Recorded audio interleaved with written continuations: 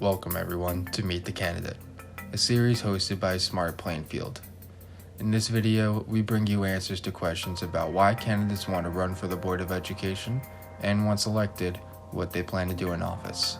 Today, Kayla Bellan of SUNY Cortland sat down with Eric Andrews. Hi, my name is Kayla Bellan. I am a senior at SUNY Cortland. I am majoring in history and Spanish with a minor in African American Studies. I am here today because Smart Plainfield invited me to interview candidates for their Board of Education. And I have with me Eric Andrews. Would you say hi? Good. Alright, do you want to take these off? Yes. Yes, alright. I promise we're safe. We're far away from each other. So Eric, before we get into the interview, would you like to tell a little bit about yourself? So my name is Eric Andrews. I'm a child police. You do? Eric Andrews, a resident of Plainfield.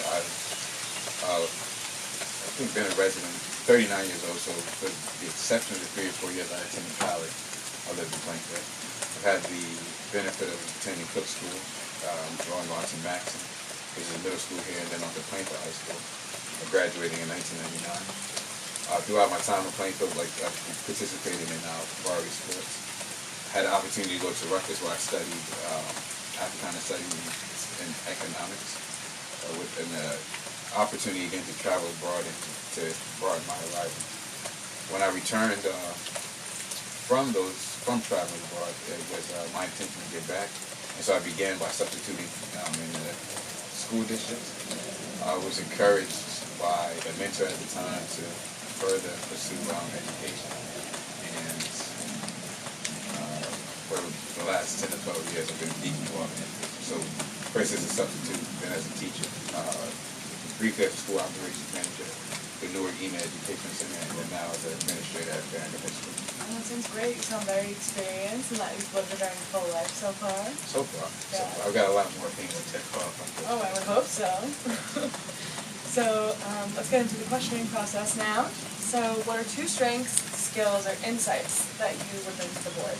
So I think 2 strengths that I would definitely bring to the board is my insight.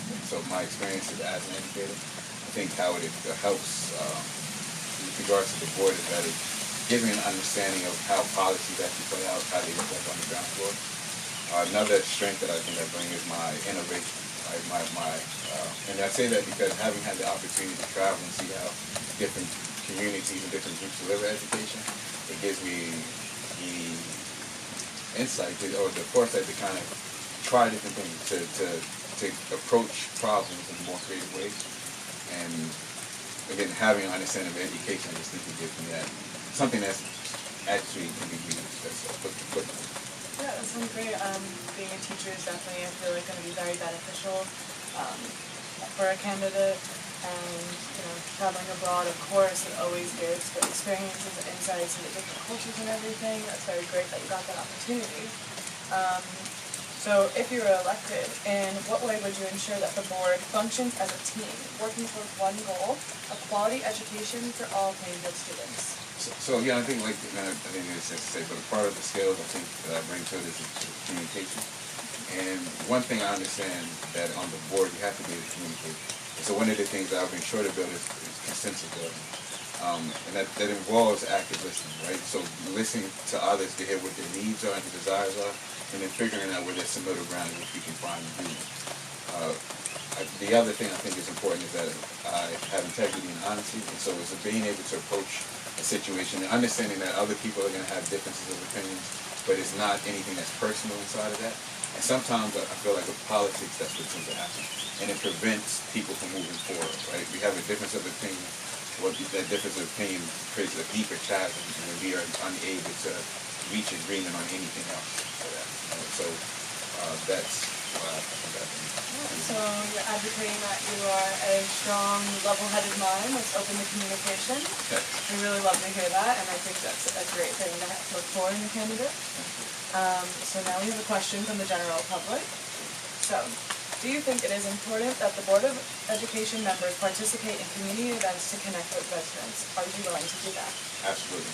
So again, one of the things I think that needs to be done more is that we need to do a better job of creating events for community. We need to do a better job of creating opportunities for the community to come and talk with us, but also opportunities for them to lend their talents and their abilities. And we have to begin that organization at the board level.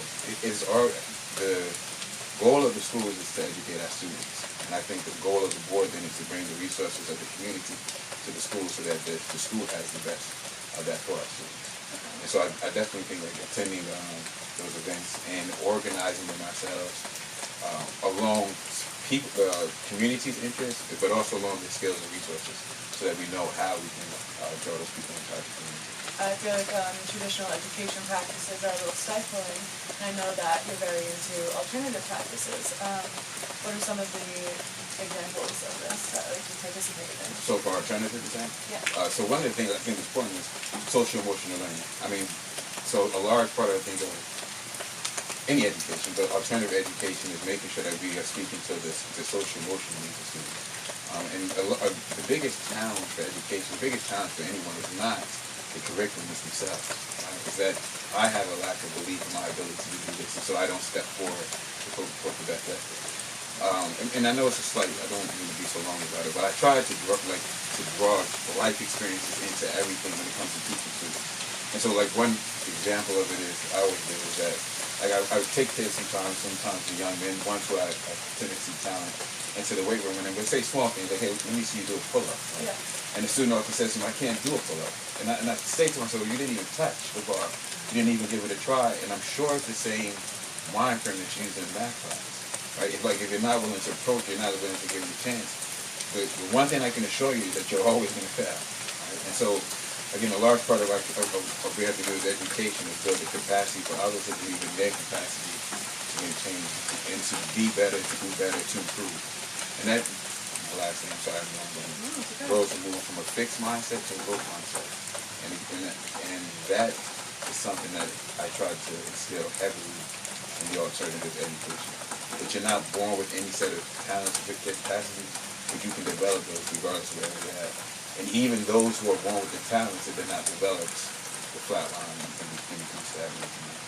Do you think that your experience as a teacher, having that hands-on experience with the kids at the ground level, would kind of be a bigger advantage to you as a candidate for the board? Yes and no, because again, the needs of students are changing a lot. And so if it's beneficial to me, it's helping to understand where the teachers are at and trying to meet the needs of these new students. Right, so again, we're often slow to move to how we have to adjust and how we have to make changes. But the teachers who are on the ground floor, who are seeing it develop in front of their eyes, are not getting enough voice in the direction and the policies of where things are going. And so, like, having been a teacher, I know that some of the things is making sure that we go back to ask the teachers, like, well, what do you see? What do you understand? What do you see about these things? And then using what they're seeing to inform our decisions about where we should be going next, what we should do next as a community.